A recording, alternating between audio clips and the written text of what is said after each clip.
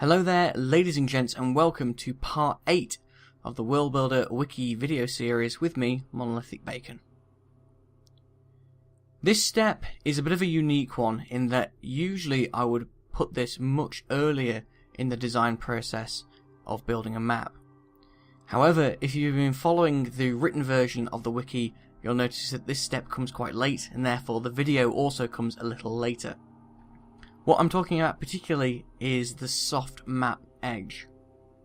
We've talked about the soft map edge briefly before, and if I show you on our map, we're still here on 2-player flood. We have previously created these red borders. Bear with me, I'll turn off fog.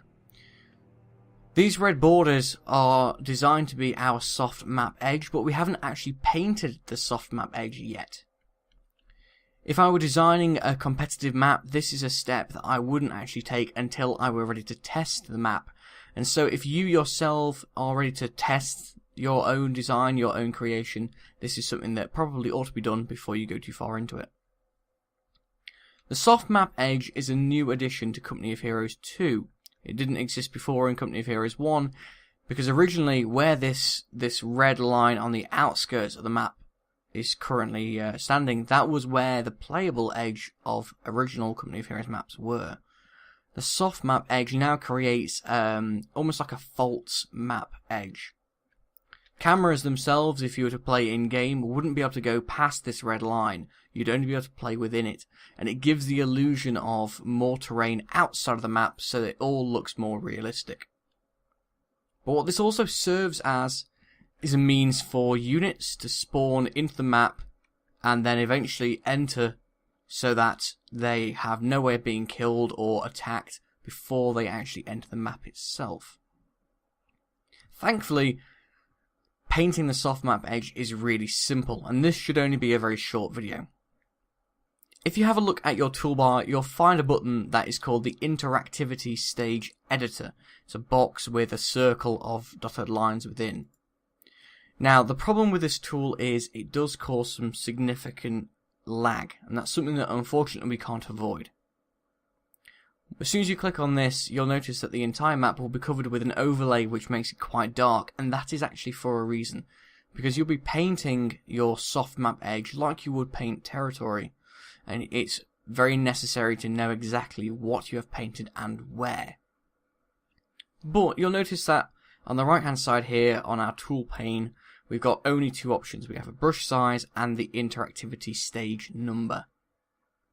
Now, for Relics maps, they use various different interactivity stage numbers, and that's because in campaign and single player missions, you can have certain parts of the map open up step by step, so you'd use different interactivity stages for different layers of map.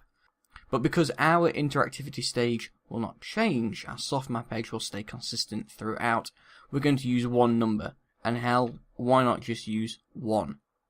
Replace that number with 1 and hit enter to make sure that it's saved, and we can change our brush size. Now, something I'm used to doing is actually knocking the brush size all the way up to 64. And then if you hold the Alt key and turn your screen into the bird's eye view, you should be able to paint the outskirts of the map by holding the left click. And with 64 meters on the brush, you should be able to cover the entire area. And all we're doing here is making sure that we paint the entire area. If you make mistakes, just hit Ctrl Z or undo to remove them. Now, if you've gotten quite far into your design, let's say for example here we've got quite a lot of groves, what you can also do is use the overlay buttons that are on the toolbar here, remove objects, splats and splines, so that you can see everything more clearly. Now in our case we need the splines so that we can see where the border is that we've painted.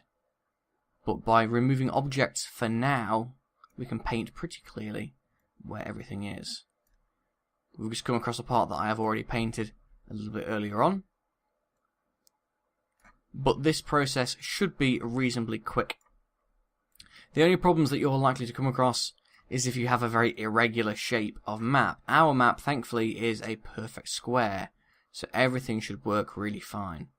But as long as your spline showing you where the map edges are is nice and straight, you should have absolutely no issues in mapping out exactly where the soft map edge should go.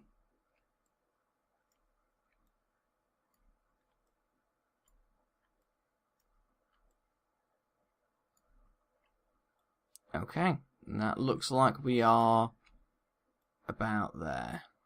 If there's any mistakes, all you need to do is change the interactivity stage to 0. I'm going to shrink down my brush size here. Just remove any of the little bits that were left over. And there we have it. Again, this tool itself is actually quite laggy. I've just noticed that I missed a little corner, which is always handy to pick out. And here we go after I've cleared up all of the edges on the soft map edge.